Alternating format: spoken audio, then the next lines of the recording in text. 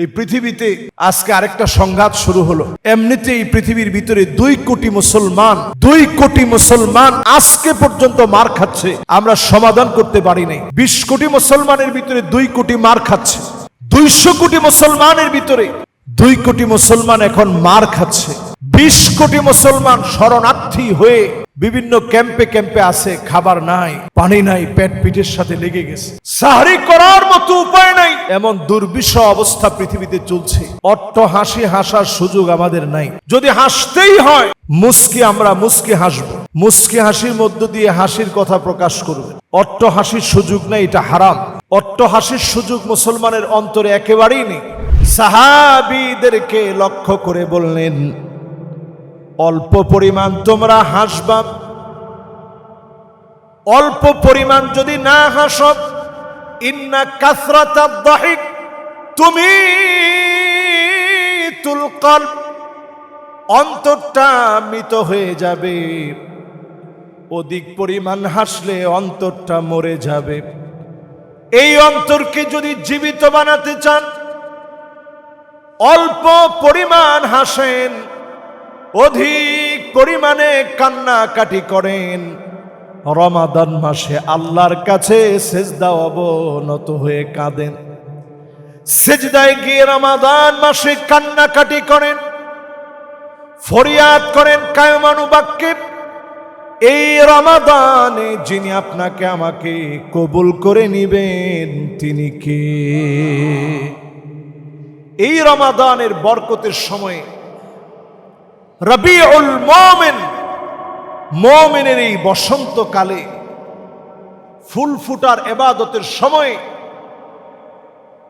আপনি আমি যদি একটু ইবাদত বন্দিগির প্রতি মনোযোগী হই, রবিউল কলব, এই কলবের জন্য একটা বসন্তকাল চলে আসছে। রবিউল মুমিনের একটা বসন্তকাল চলছে।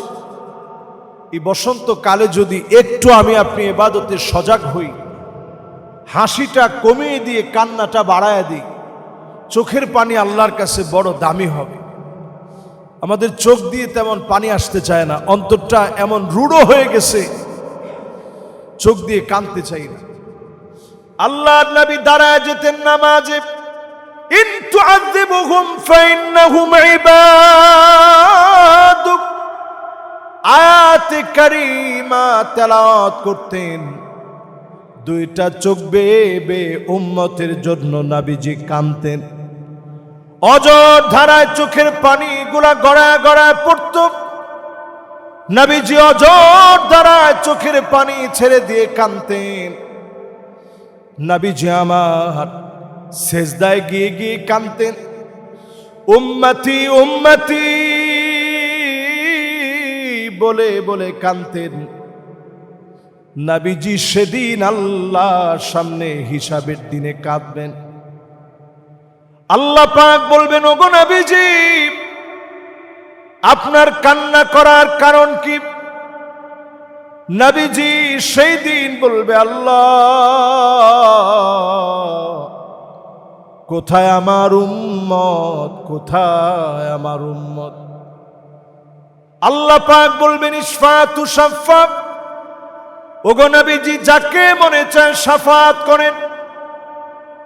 সাল তুতা, যা মনে চায় আপনি চান। চাইতে দেরি, যিনি পুরা করতে দেরি করবেন না তিনি কে? সেই নবীজির আদরের উম্মত, মুহাব্বতের উম্মত যারা আমরা বসা আছি। নবীজির প্রতিদিনের একটা আমল ছিল, আল্লাহর কাছে কাঁদতেন, আল্লাহর কাছে চোখের পানি ফেলতেন। হাদিসের মধ্যে আসছে, আইনানে লা তামাসসুহুমান নার, 2টা চোখ জাহান্নামের আগুনে জ্বলবে না। আইনুন বাকাত মিন খাশিয়াতিল্লাহ, যেই চোখ আল্লাহর জন্য কাঁদবে ওই চোখটা জাহান্নামের আগুনে জ্বলবে না। আচ্ছা একটু বলেন তো দেখি, জাহান্নামের আগুনে যদি আপনার চোখটা না জ্বলে, চোখকে কি আল্লাহ আলাদা করে দিবেন? আপনার এই উসিলা আল্লাহ মাফ করবেন। এই জন্য চোখ দিয়ে মাঝে মাঝে একটু 2 ফোঁটা পানি ফেলে কাঁদবেন আল্লাহর কাছে। মুরাকাবার হালতে একা একা বসে গুনার কথা স্মরণ করবেন, আল্লাহর নিয়ামতের কথা ভাববেন, চোখ দিয়া 2 ফোঁটা পানি ছেড়ে দিবেন, আল্লাহ আপনার দামি বানায় দিবে। হাসি বন্ধ করবেন, যদি হাসতেই হয় মুস্কি হাসি হাসবেন। অট্ট হাসি হাসার সুযোগ মুসলমানের একেবারেই নাই। এই পৃথিবীতে আজকে আরেকটা সংঘাত শুরু হলো। এমনিতে এই পৃথিবীর ভিতরে 2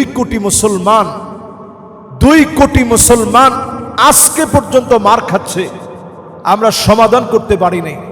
20 কোটি মুসলমানের ভিতরে 2 কোটি মার খাচ্ছে। 200 কোটি মুসলমানের ভিতরে 2 কোটি মুসলমান এখন মার খাচ্ছে।